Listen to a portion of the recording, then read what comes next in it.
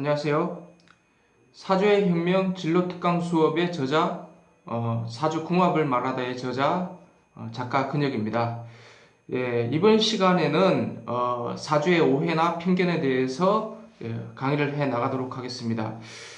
그 중에서도 이제 재물운이라는 것이 있는데, 우리가 보통 재물운이다라고 얘기를 하면 편견이 있습니다. 재물을 많이 모아 나가겠느냐, 재물복이 나한테 있겠느냐, 아니면 복권에 당첨은 되겠느냐, 내가 사업을 한다면은 그만큼의 재물을 모아 나갈 수 있겠느냐, 대박을 치겠느냐, 쉽게 말하자면 쪽박을 치겠느냐, 대박을 치겠느냐, 그런 것을 이제 물으러 오시는 손님들이 있는데, 근데 엄연히 이제 따져서 얘기를 하자면은 사주에서 재물 운이 많다, 강하다랑 실제 재물 운이랑 좀 다를 수가 있다는 것입니다. 예. 거기에 대해서 이제 얘기를 한번 해볼 텐데, 제가 쓴 칼럼이 하나 있습니다. 재성의 참뜻이라는 어떤 그 제목이 그렇습니다. 그 책이 올라와 있습니다. 그것을 한번 참고로 하셔도 될 것 같습니다. 예. 그러면은, 우리가 보통 재물 운이 많다라고 얘기를 한다면은, 보통, 이 사람이 어떤 재물이 이만큼 된다. 어떤 사람은 재물이 이 정도밖에 안 된다. 라고 얘기를 하는데, 그러면은, 이렇게 가지고 있는 사람들이 이 사람보다 더 재물 운이 많다라고 얘기를 보통 합니다. 그런데, 재물 운이 강하다라는 것과 이 양이 많다라는 것은 별로 연관성이 없습니다. 예. 그리고 두 번째로 금수저다 흙수저다. 금수저가 재물운이 많다, 재물복이 많다 이렇게 얘기를 할 수 있는데, 그거랑 사주에서 말하는 재물운과의 연관성도 크게 작용을 하지 않는다. 그러니까 연관성이 적다라고 말할 수 있습니다. 우리가 생각하는 재물운은 이러한 것과 별로 큰 연관성이 없다. 그러면은 재물운이라는 것이 무슨 뜻인가? 사주에서 말하는 재물운이라는 것이, 제가 저번 시간에 얘기를 했다시피 그 사람 성량을 통해서 그 사람이 가지고 있는 선천적인 성량, 선천적인 재능을 후천적으로 뿜어줄 수 있도록 도와주는 학문이 어떤 사주 상담학이다 라고 얘기를 했습니다. 그렇다면은 여기 어떤 힌트가 있습니다. 그러니까 그 사람이 어떤 재물이라면은 재물 안에는 그 어떤 수리적인 의미를 많이 담고 있지 않습니까? 예. 그렇기 때문에 이 사람이 선천적으로 수리적인 감각이 뛰어나지 않느냐, 이것을 판가름하는 척도다라고 말할 수 있습니다. 근데 많은 사람들은 돈이 많고 적음으로 이렇게 오해를 하는 경우가 굉장히 많습니다. 이 재물운이라는 뜻이. 그렇다면은 어떤 재물이 많다, 적다. 그러니까 이 사람이 재물이 이만큼 있다고 하더라도 내가 수리적 감각이 좀 약하다, 없다, 어떤 공간 감각이 없다라고 한다면은 재물운이 없는 것입니다. 사주에서 말할 때는. 근데 재물이 이 정도밖에 안 되는데 나름대로 수리적 감각이 있거나 돈을 모아 나가는 어떤 성향이 좀 강하다 하면은 오히려 이 사람이 재물운이 있는 것입니다. 또 다른 예시로 들어보자면은 부자상이다, 대기대부할 상이다 이렇게 얘기를 하면은 보통 이 사람들은 뭐 로또에 당첨을 되는 경우라고 생각을 한다거나 엄청난 부자가 된다거나 이렇게 생각하기 쉬운데, 크게 재물과는 연관성이 없습니다. 그러면 이러한 뜻은 무슨 말이냐? 부자상이다, 뭐 대기대부할 상이다, 대기대부한다. 그냥 그 사람이 리더십이 강하고 남을 통솔해 나가는 능력이 뛰어나다. 그것을 조금 가포장해서 얘기를 하는 것이죠. 네. 그럼 나름대로 그 리더십이라든지 통솔력을, 그 성향이 있다면은 그것을 잘 발휘만 해 나간다면 그것이 하나의 장기가 될 수 있겠죠. 그것이 또 돈을 크게 벌 수도 있겠고요. 각자 자기 하기 나름이라는 것입니다. 그러니까 사주에 국한되기보다는 내가 어떠한 마인드를 가지고 어떻게 수직 감각을 가지고 어떤 일을 추진해 나가느냐, 그것이 중요하다고 말할 수 있겠죠. 그러니까 후천적인 감각이 중요하다.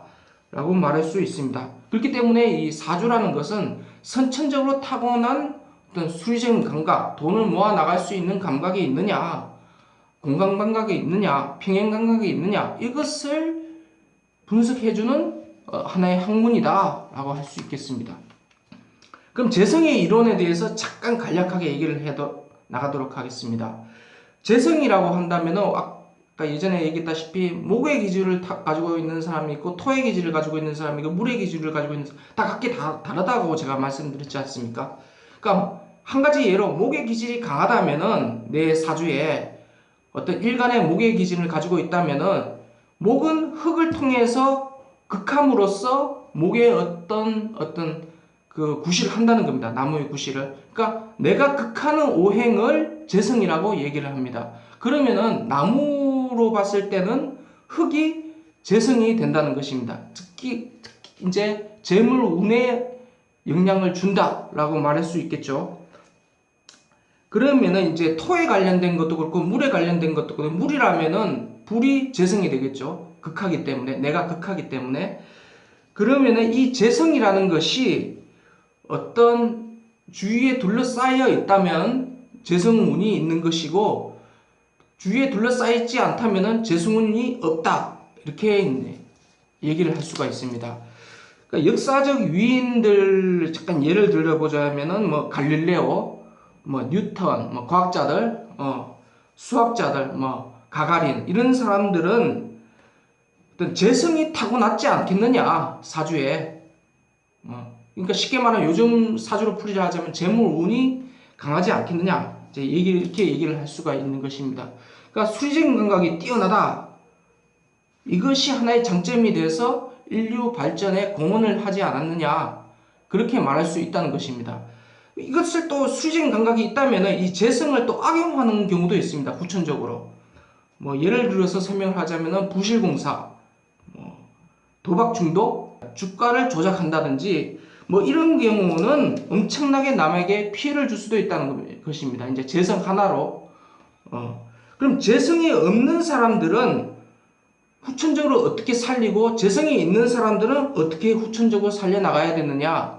재성이 있다면은 선의에 의해서 나아간다면은 크게 인류를 통해서 내가 어떤 발전, 어떤 공헌을 해 나갈 수 있는 것이고 악용을 한다면은 어떻게 되겠습니까? 정말 남에게 피해를 주고 나도 파멸이 될 수 있고 그런 어떤 역할을 한다는 것입니다. 즉 재성이 없다면은 내 나름대로 수리적인 감각을 키워나갈 수 있다는 것이죠. 후천적으로 아이가 만약에 재성운이 없다라고 한다면은 뭐 수학책을 통해서 자꾸 응용 문제를 다룰 수 있도록 주위에서 여건을 조성해 준다든지 뭐 그런 것도 한 방법이 될 수 있겠고 또 뭐가 있겠죠? 논리책을 자꾸 접한다든지 이런 한 방법이 될 수 있겠죠. 근데 어른들이 내가 재성이 없다라고 한다면은 머리가 좀 굳어져 있기 때문에 쉽사리게 수리적인 감각이 키워지지는 않을 겁니다. 그렇기 때문에 항상 메모하는 습관, 돈의 흐름을 잘 파악하고 장부라든지 어떤 책에 정리하는 습관, 공간 감각을 키워나가는 것, 정리정돈을 꾸준히 해 나가는 습관, 공간 배치를 잘 해 놓는 습관, 또 만약에 사무실을 운영한다면은 뭐 공간 배치를 잘 유용하게 이렇게 해 나가는 것이 재물운을 키울 수가 있다라고 얘기를 한다는 것입니다. 뭐 자영업을 한다면은 위생관리에 철저히 한다거나 인테리어에 조금 더 관심을 가지고 정리를 해 나간다거나 그것이 하나의 재물운을 키울 수 있다라고 말한다는 것입니다. 그럼 제가 이제 요약을 이제 하도록 하겠습니다. 일간이 어떠한 위치에 있느냐에 따라서 재성을 확인하고 그 오행이 없다면은 그 오행을 조금 중요시 여기는 것도 재성을 채워 넣을 수 있는 한 방법이 될 수 있겠죠. 나름대로 후천적인 노력으로 인해서 내 재성의 운을 키워나갈 수 있다라는 것입니다. 그러한 것들을 한번 실천해보고 아마 내가 조금 재물의 흐름이 좀 약하다면은 아까 제가 말씀드렸다시피 그러한 방법들을 사용한다면은 아마 지금 상황보다 훨씬 더 좋아지지 않겠느냐? 예, 저는 그렇게 한번 생각을 해 봅니다. 그런 의미에서 이제 재물운, 재성의 참뜻에 대해서 쭉 강의를 한번 해봤습니다. 그럼 다음 시간에도 마찬가지로 사주에 대한 오해나 편견이 있다면은 그것을 유쾌하게 풀어보는 시간을 쭉 가져보도록 하겠습니다. 예, 강의는 여기서 마치도록 하겠습니다. 감사합니다.